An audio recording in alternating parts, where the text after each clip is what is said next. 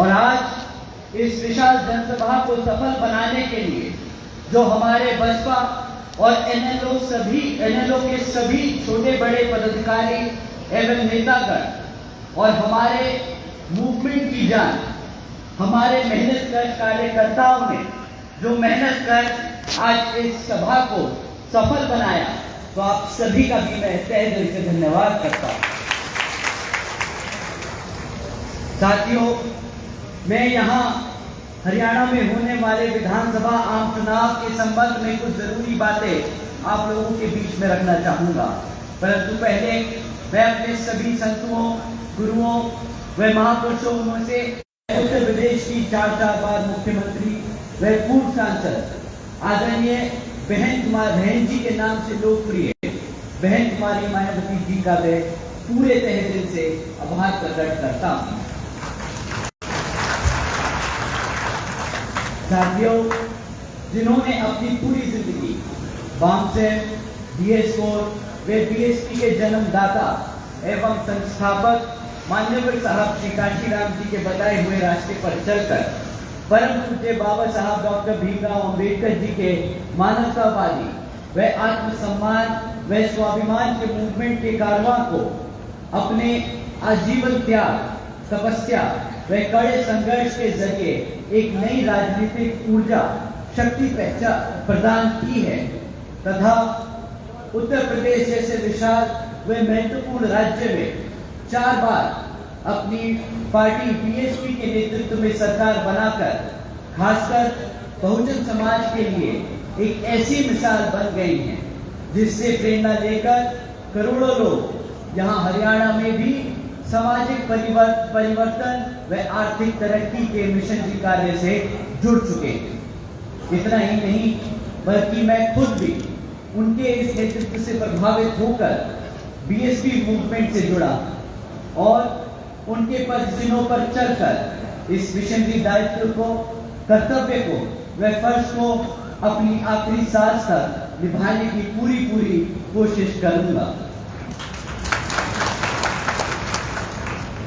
साथियों, मैं हमारे alliance partner Indian national Lokdal एनएलओ के संस्थापक एवं पूर्व उप प्रधानमंत्री श्री चौधरी देवीलाल जी को तहे दिल से नमन करता हूं।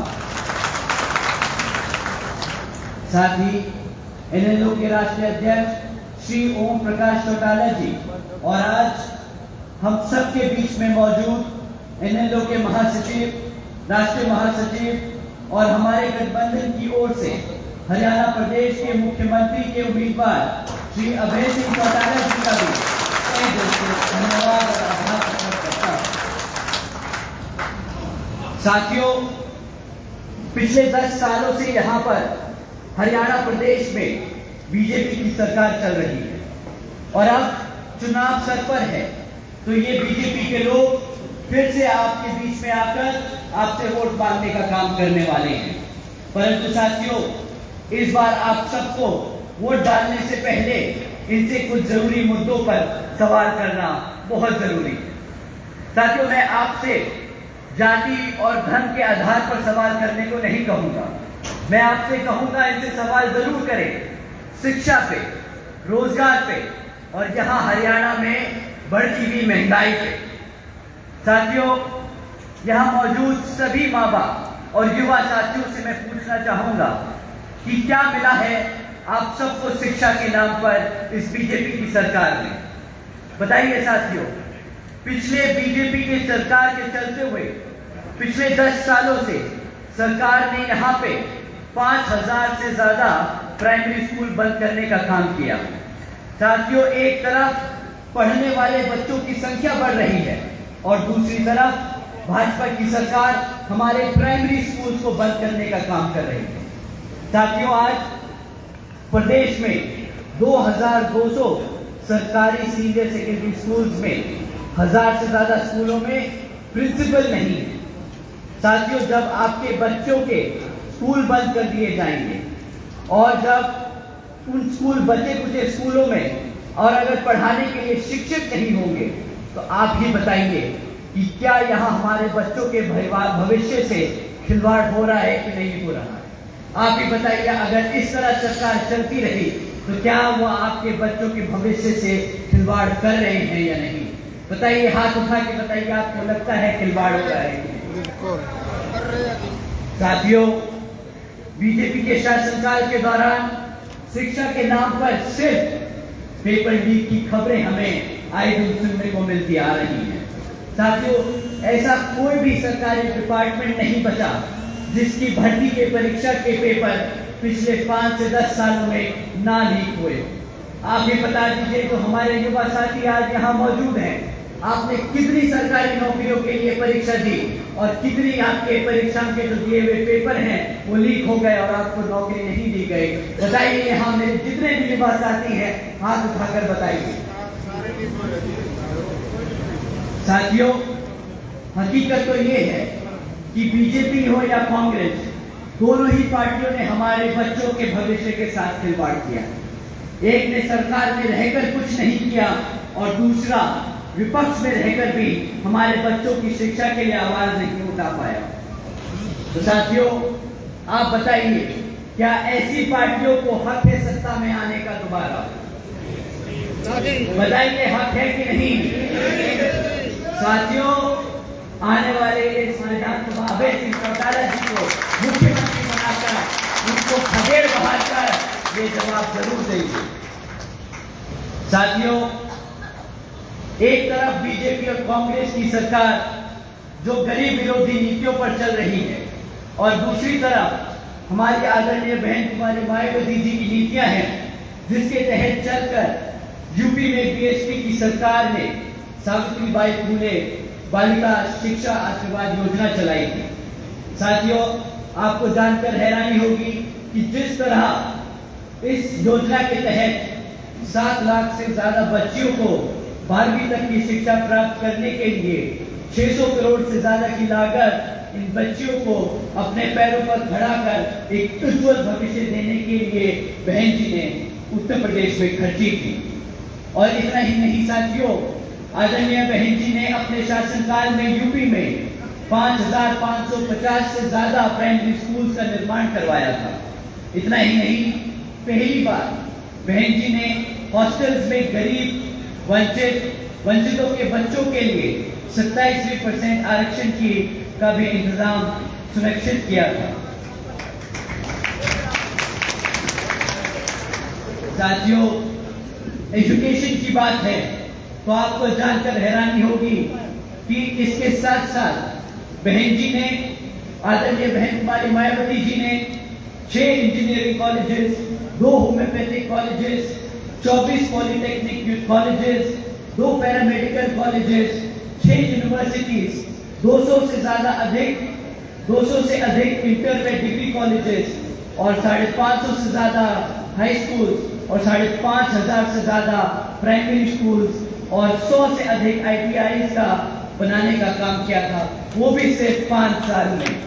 तो आप सोचिएगा साथियों, जब आप अभय सिंह चौटाला जी को मुख्यमंत्री बनाएंगे तो वो आपके प्रदेश में कितने ही हजारों स्कूल खोलेंगे और आपके बच्चों को पढ़ने की इच्छा पूरी कराएंगे। साथियों, ये लिस्ट बहुत लंबी है कि कभी कभी सोचकर मुझे हैरानी होती है कि सिर्फ 5 साल में कोई इतना काम कैसे कर सकता है। लेकिन साथियों, अगर अपने समाज के लिए, अपने लोगों के लिए काम करना कोई चाहे तो असंभव काम भी संभव हो जाता है। परंतु जैसा कि आप जानते हैं, यहाँ बीजेपी और कांग्रेस की सरकार नहीं है। उन्होंने कितने दिल से यहाँ पर आपके बच्चों के प्राइमरी स्कूल्स, कॉलेजेस, यूनिवर्सिटीज बंद करने का काम किया है। तो उनकी असलियत, उनकी मंशा आप सब लोग समझते हैं। परंतु साथियों, बीजेपी की सरकार ने पिछले 10 साल में यहाँ पर हमारे बच्चों के रोजगार के लिए भी कुछ ज्यादा काम नहीं किया है। आपको जानकर हैरानी होगी कि आज हरियाणा में 40% युवा बेरोजगार घूम रहा है। इतना ही नहीं साथियों, पिछले 10 साल में सरकार ने लगातार होने के 10 साल सरकार में होने के लगातार बाद भी आज 2 लाख से ज्यादा सरकारी नौकरियों के पद खाली पड़े हैं। तो साथियों, आप समझ जाइए कि एक तरफ 40% युवा बेरोजगार घूम रहा है और दूसरी तरफ सरकार के पास 2 लाख से ज्यादा पद खाली पड़े हैं। तो आप समझ जाइए कि किस तरह ये सरकार वो चाहे तो कल रात ही आने वाले कुछ दिनों में ही हमारे सभी युवाओं को रोजगार दे सकती है, परंतु वो ये रोजगार देने की बजाय कौशल विकास निगम जैसी योजनाएं चलाकर परमानेंट जॉब्स को और कॉन्ट्रैक्चुअल जॉब्स के तहत यहाँ लोगों को रोजगार दे रही है। आपको जानकर शायद हैरानी हो कि ये जो परमानेंट जॉब्स हैं, इसके तहत आपको संविधान में दिया गया जो आरक्षण है वो मिलेगा, परंतु कॉन्ट्रैक्चुअल जॉब्स में कोई आरक्षण की व्यवस्था नहीं है। तो साथियों, ये सरकार सिस्टमैटिक तरीके से आप लोगों का आरक्षण खत्म करने का काम कर रही है। साथियों, एक तरफ बीजेपी की सरकार ऐसे काम कर रही है जहां हमारे लोगों को गरीब और कमजोर बनाया जा रहा है, और दूसरी तरफ कांग्रेस भी बीजेपी की तरह ही सरकार चला रही है जो ऐसी बीजेपी की तरह उन मुद्दों पर उसे घेर नहीं रही जबकि वो ऑपोजिशन में बैठी है। साथियों, आप लोगों को समझना होगा कि किस तरह बीजेपी आपके बच्चों को, आपके भविष्य को खत्म करने का काम कर रही है और कांग्रेस उनका चुपचाप विपक्ष में बैठकर उनका साथ दे रही है। साथियों, आपको जानकर हैरानी होगी कि एक तरफ ऐसी बीजेपी और कांग्रेस की सरकार है और दूसरी तरफ हमारे आदरणीय बहन कुमारी मायावती जी के शासनकाल के दौरान बसपा की सरकार ने यूपी में 90,000 से ज्यादा अधिक शिक्षकों को नौकरी दी थी, 1 लाख से अधिक सफाई कर्मचारियों को भर्ती किया था, 2 लाख से अधिक जवान पुलिस फोर्स में भर्ती की थी और 30 लाख से अधिक हमारे अपर कास्ट समाज के कमजोर लोगों को विभिन्न सरकारी नौकरियों देने का काम किया था।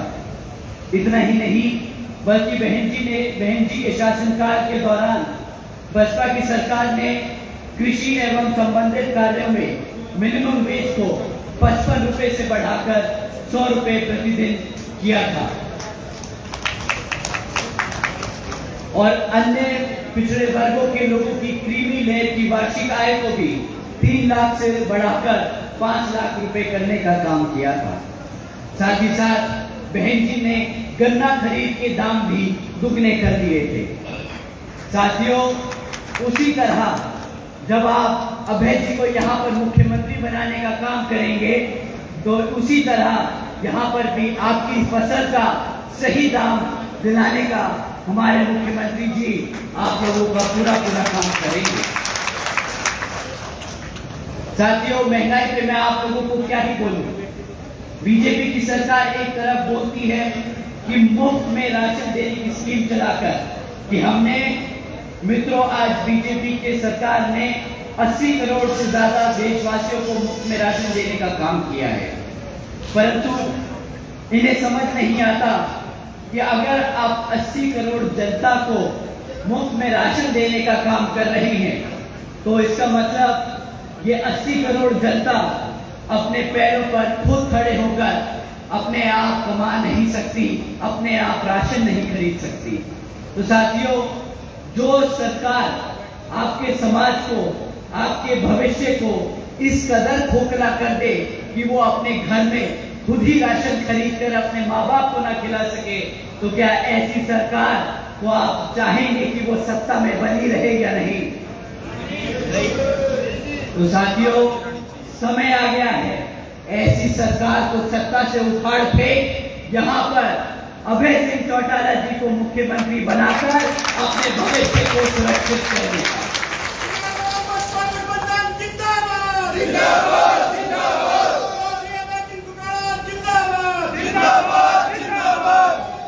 साथियों, इन्हीं कुछ जरूरी बातों के साथ ही अब मैं आप सभी लोगों से और मेरी तरफ से मेरे साथ साथ में खासकर आदरणीय बहन कुमारी मायावती जी की भी यही विशेष अपील है कि इस विधानसभा आम चुनाव में आप सभी लोग हर मोर्चे पर सावधान रहें। आपका वोट बहुत कीमती है।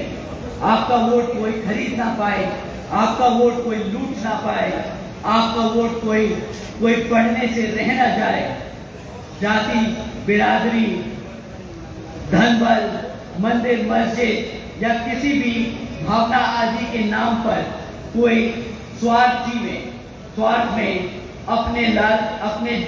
अपने जाल में आप लोगों को फंसाकर आपके वोटों का दुरुपयोग न कर ले, क्योंकि देश के हर एक महिला, पुरुष व युवा को वोट का अधिकार यहाँ परम पूज्य बाबा साहब डॉक्टर भीमराव अंबेडकर जी के अति महत्वपूर्ण देन है। और मैं आप सभी से यह भी खास अपील करता हूँ कि आपके यहाँ जिन क्षेत्र में बीएसपी और एनएलओ के विधानसभा उम्मीदवार चुनाव लड़ रहे हैं, तो उन्हें आप लोग वोटिंग मशीन पर बीएसपी का हाथी चुनाव चिन्ह और एनएलओ का चश्मे का चुनाव चिन्ह के सामने वाला बटन दबाकर भारी वोटों से यहां जरूर जिताने का काम करें। और अब अंत में मैं अपनी बात खत्म करने से पहले एक बार फिर से आप सभी का तहे दिल से धन्यवाद करता हूं। आप सब आज यहाँ इतनी बड़ी संख्या में मौजूद हुए, आप सबका तहे दिल से धन्यवाद। जय